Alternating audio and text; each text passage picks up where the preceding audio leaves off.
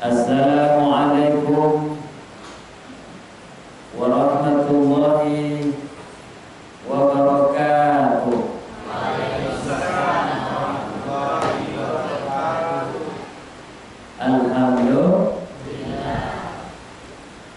Alhamdulillahi rabbil alamin.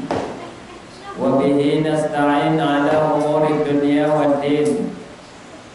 Asyhadu an la ilaha illallah wahdahu la syarika lah. Wa asyhadu anna Muhammadan abduhu wa rasuluh sallallahu alaihi wasallam la nabiyya ba'da. Allahumma shalli wa sallim ala sayyidina Muhammad wa ala alihi wa ashabihi wa man tabi'ahu bi ihsanin ila yaumil qiyamah.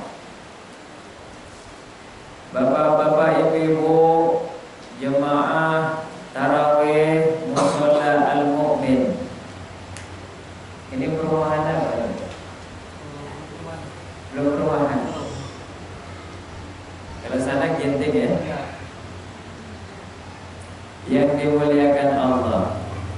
Tapi kelihatannya ini banyak yang baru. Karpetnya baru, kerannya baru, musolanya juga baru. Tahun 2 bulan. Nah, baru 2 bulan diresmikan ya. Semoga menjadi kebaikan bagi kita semua. Amin. Ya Rabbal alamin. Ini kita sudah malam yang keempat. Betul? Betul. Kita di dalam bulan Ramadan paling banyak melakukan ibadah. Kalau di luar Ramadan itu tidak seramai bulan Ramadan. Kalau masjid biasanya kalau bulan Ramadan itu maghrib saja yang banyak, ya kan? Salat maghrib yang biasanya banyak jemaahnya, di musola juga begitu. Tapi kalau bulan Ramadan subuh tadi penuh gak ini? Masih penuh. Sama masjid kami di Pencanipan, alhamdulillah masih penuh sampai 4 saf jemaah laki-lakinya. Itu biasanya semarak Ramadan untuk memperbanyak ibadah. Namun sebaiknya jangan begitu. Karena kalau cuma bulan puasa saja yang penuh, nanti bulan-bulan yang lain kurang penuh. Ini sama berarti kita tidak mengamalkan nilai-nilai bulan puasa tadi. Sekarang masjid sudah banyak yang cantik. Itu masjid yang di seberang sana apa namanya, Masjid Al-Hijrah ya? Nurul Hijrah itu dibangun luas nampak saya. Itu kalau jadi cantik juga tuh. Masjid Raya Kupang udah jadi, parkir luas, cantik. Masjid Solihin Markoyan luas, dindingnya aja sampai tinggi begitu. Payah kalau dimanjat itu. Tapi khawatir saya masjidnya besar, luas, tapi kurang daripada jemaah yang biasanya sholat fardu.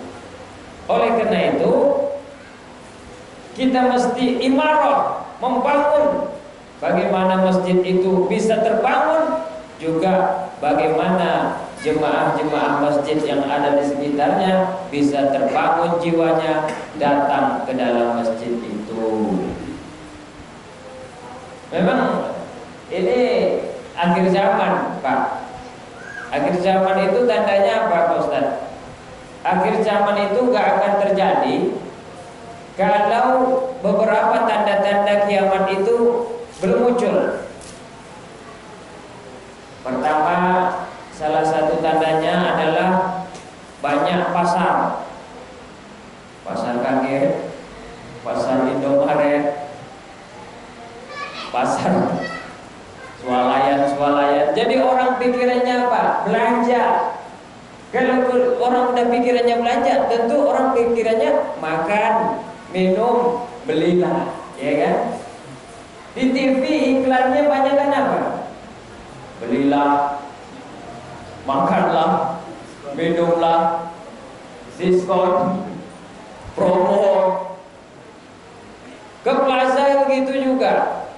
Ada promo, baju beli 2 dapat 1. Buy 1 get 2. Nah, itu istilahnya. Semua jubah diskon. Biasanya 200.000, sekarang 120.000. Mukena diskon. Kita lihat juga pasar-pasar yang online, Shopee, Tokopedia, apa lagi? Lazada. Secara tidak langsung mendidik kita untuk belanja, beli, makan, minum. Ya, mana ada iklan itu? Sholat lah, sholat duha lah, sholat tahajud lah, infak lah, sedekah. Gak ada iklan kayak gitu. Jadi banyaknya pasar menjadikan kita ini takut kalau pasar itu ataupun makanan kita kurang. Makanya ini strategi Allah sebenarnya, dinaikkan atau dilangkakan minyak goreng. Ini menyindir kita manusia, baik laki-laki perempuan. Soalnya yang belanja perempuan, tapi yang makan laki-laki. Goreng pisang yang makan laki-laki juga. Salah lauk yang makan kita juga, anak-anak juga makan. Kalau nggak pakai minyak goreng, nggak bisa. Ini menyindir kita. Manusia, hidupmu bukan hanya untuk makan, hidupmu bukan hanya untuk belanja, hidupmu bukan hanya untuk beli, tapi ada lagi hidupmu juga untuk penuhi masjid aku, masjid Allah maksudnya. Untuk mencari ilmu Allah, untuk juga berbagi kalau ada kelebihan. Bukan hanya beli, tapi berbagi kalau ada kelebihan. Ini sindiran. Apalagi naiknya minyak goreng kapan? Sebelum masuk bulan puasa. Jadi yang kedua mirip-mirip juga. Selain banyaknya pasar, jadi banyaknya orang berpikir dunia. La taqumus sa'ah hatta yatabahan nas fil bina'i. Enggak akan terjadi kiamat itu. Maksud saya kiamat yang sesungguhnya itu Bismillahirrahmanirrahim, iza zulzilatil ardu zilzalaha, itu apabila bumi dikoncang-koncang segoncang-goncangnya, wa akhrajatil ardu asqalaha, itu yang memang keluar dari bumi itu apa saja, sehingga itu kiamat besar, enggak ada yang selamat lagi. Itu la taqumus sa'ah, enggak akan terjadi kiamat itu hatta yatabahan nas bil bina'i, sehingga orang-orang sudah berlomba-lomba cuma membangun masjid saja. Itu yang saya bilang tadi, cantiknya masjid nanti tapi kurang dari jemaah. Ini akan menandakan tidak lama lagi tanda-tanda kiamat sudah datang. Perlunya kita untuk sama-sama dari sekarang imarah masjid. Siapa yang harus mengimarahkan masjid? Maka dikatakan tidak layak orang yang mengimarahkan masjid itu orang non-muslim. Bisa jadi kadang-kadang ada bantuan Quran, tapi yang ngasih siapa? Haritanu. Bisa jadi yang bantuan masjid yang ngasih siapa? Cina Indofood. Itu gak Islam, iya kan?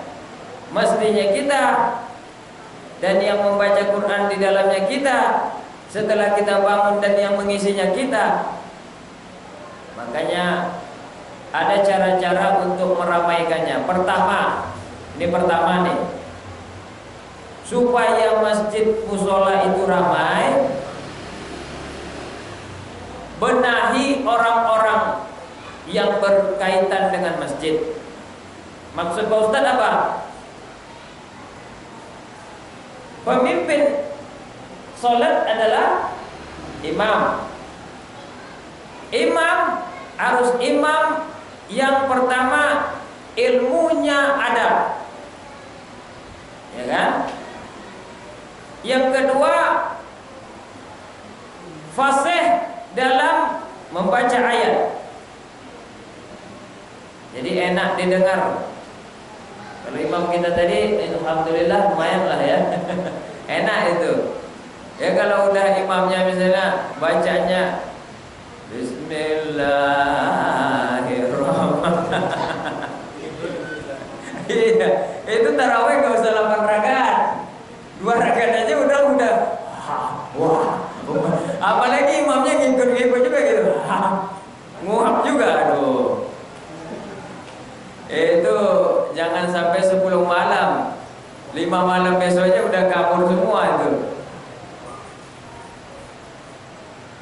Imam pemimpinnya, sumber daya isi alamnya dan sumber daya manusianya dulu isi dengan yang bagus. Setelah imam apalagi yang memanggil sholatnya siapa? Bilal. Azan ya harus yang muda-muda supaya suaranya tuh keras. Yang kedua yang muda juga harus belajar seni supaya yang mendengar enak. Ini berpengaruh juga. Jadi saya dari dulu tuh belajar gimana caranya azan yang enak menurut saya. Ada yang suara lembut, ada suara yang irama Malaysia, tapi saya lebih sukanya irama yang tinggi. Allahu Akbar, Allahu Akbar. Nampak semangatnya kan? Kalau Allahu Akbar. Udah malas orang ke musola jadi. Udah malas orang ke masjid jadi. Orang udah malas ke musola jadinya kan. Iya, benar dong. Perlu ada yang semangat. Bolehlah yang pertama misalnya orang tua. Tapi berikutnya ganti lagi, maksud saya. Yang muda-muda ini belajar lagi. Suaranya harus naik, suaranya harus ada irama. Jangan pula datar. Allahu Akbar, Allahu Akbar. Ya, orang dengar lagu aja kalau nggak ada irama, nggak enak. Ilmu membuat kita mudah. Itu ilmu. Ilmu fikih, ilmu tauhid, ilmu ekonomi membuat kita mudah. Agama membuat kita terarah. Kita tidak makan banyak ketika berbuka, kita tidak cepat marah ketika ada cobaan. Seni membuat kita indah. Tiga-tiganya penting dalam agama. Agama itu pasti paling penting supaya kita terarah. Jangan belok kiri, nanti masuk ke parit, motor, becek. Atau jangan terlalu kanan betul, sholat aja, ngaji aja, tapi nggak mau kerja, tapi nggak mau sedekah. Jangan ke kanan betul, lurus, mustaqim, ihdinas siratal. Itu dia. Tidak terlalu ke kanan, tidak terlalu ke kiri, tengah-tengah saja, mustaqim. Supaya apa? Terarah. Pintunya cuma 3, jangan lewat jendela. Itu namanya metrobus saja. Ya, 3, 1 samping, 1 kiri, 1 belakang, yang tengah. Itu ilmu agama. Ilmu tadi untuk mudah. Seni supaya indah. Boleh ngaji dengan irama, boleh azan dengan irama, pakai peci boleh dengan pecinya ada gaya-gaya kayak bapak ini, boleh. Rambutnya pun boleh digaya-gaya, boleh. Mukena juga boleh, berbunga-bunga ibu itu boleh, supaya indah. Ukiran-ukiran ada coklat muda, ada tulisan Muhammad, boleh, supaya enak dilihat. Ini semua juga faktor-faktor supaya orang senang memasuki rumah-rumah ibadah. Coba semuanya putih, udah putih lusuh lagi. Nggak mau, karpetnya bau lagi, bau iler lagi. Ada yang tidur di dalam musola, kacau, besok nggak usah lagi sholat di situ, pindah aja ke masjid Nurul Yakin gitu. Cuma ya, itu dia. Imam kemudian yang manggil. Berikutnya buat acara-acara. Ada nuzul Quran boleh. Ya orang-orang gitu tuh. 10 malam pertama ramai, habis itu malam ke-11 nggak ramai lagi. Supaya ramai lagi, adakan nuzul Quran. Habis itu orang pulang kampung, jarang yang lagi datang rumah ke rumah kayak di kampung-kampung. Kalau di kampung-kampung memang ramai, rumah sana, rumah sini. Supaya silaturahmi terjalin, adakan halal bihalal. Ini imarah juga. Adakan nanti sudah lama lagi nggak ngumpul, adakan maulid Nabi. Ya Pak, ini juga silaturahmi, imarah, meramaikan. Lalu adakan Isra Mi'raj. Yang ketiga, ya adakan juga lah di sini belajar ngaji tiap maghrib di luar puasa. Adakan lagi kayak dulu surau habis maghrib sampai isya anak-anaknya ada ramai. Kalau anak-anaknya nggak ada, emak-emaknya lah yang belajar. Karena kita semua kan nggak mesti pandai ya. Dan jangan malu untuk belajar. Ada yang baca alif lam itu bukan alif lam Bu, tapi apa? Alamah. Ini alamat apa? Alif lam ro bukan alif lam ro, tapi dibaca alaro. Nanti dibaca Yasin bukan dibaca Yasin, tapi Yasa, kan gitu. Kenapa? Udah nggak pandai lagi Pak Ustaz kayak baca Quran, nggak nyentuh Quran udah lama. Nah makanya ada yang pandai, ajarkan lagi setiap maghrib. Ini juga untuk mengimarah masjid. Jangan tengok HP aja terus habis maghrib tengok HP sampai isya. Udah putar dangdut sampai isya. Hiburan boleh, tapi saya bilang jangan sampai musola kita sepi. Yang terakhir, imarah masjid itu adalah dengan cara adakanlah misalnya gotong royong ataupun sesuatu yang bisa memanggil orang ke dalam rumah itu, masjid itu atau musola itu. Kita belajar bagaimana mengkafani jenazah. Nah, sekarang kan banyak juga orang meninggal. Nanti yang tukang kafannya meninggal siapa lagi yang memandikannya kan gitu. Nah, masa kita manggil pula ke masjid Al-Mustaqim kan jauh nanti ya.